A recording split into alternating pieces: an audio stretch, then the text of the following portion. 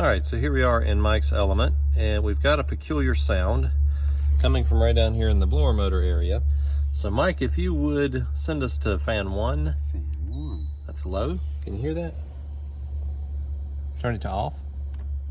Turn it to on. Sounds kind of like a frequency sound. I go to 2. Changes as you modulate the fan. Go 3. Takes to high. And on high, it goes away. So we're going to diagnose this today.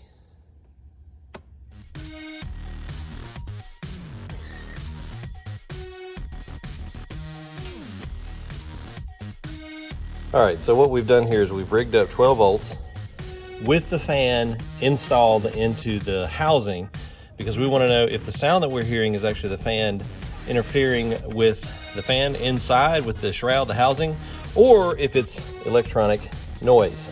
So here we go. I'm going to hold you up to the dash. I'm just going to apply 12 volts.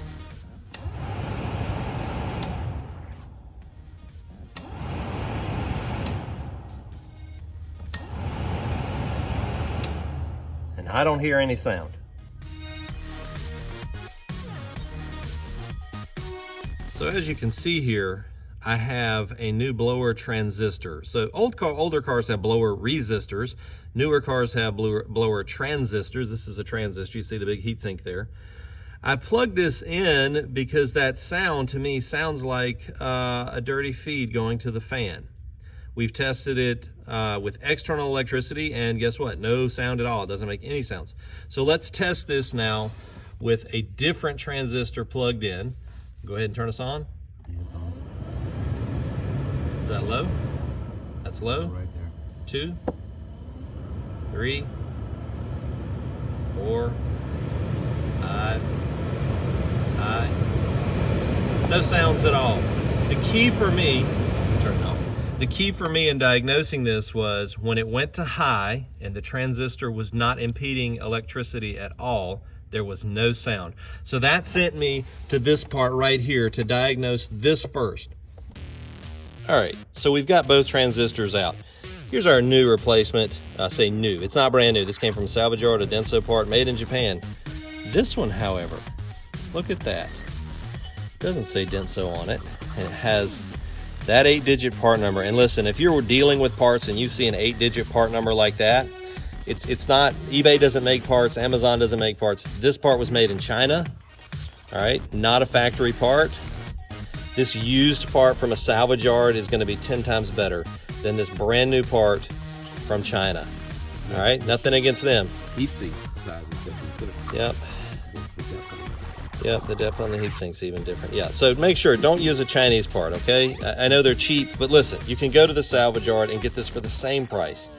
And it's, obviously this one is a problem. This is the one making the sound.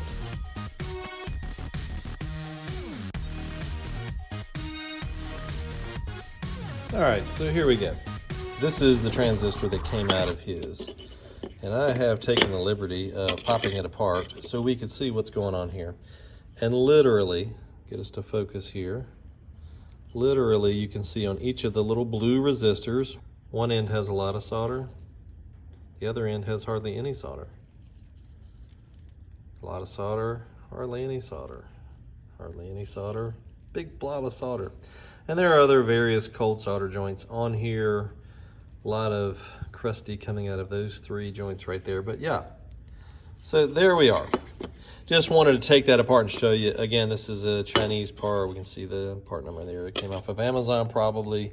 Maybe this was a DIY repair. They replaced the fan motor, and just to be sure, they went ahead and replaced this part as well because someone recommended it. Well, get it at the salvage yard. It's a lot better part, even if it's a used Honda part, because obviously these Chinese ones have frequency issues and send weird sounds through your whole HVAC system.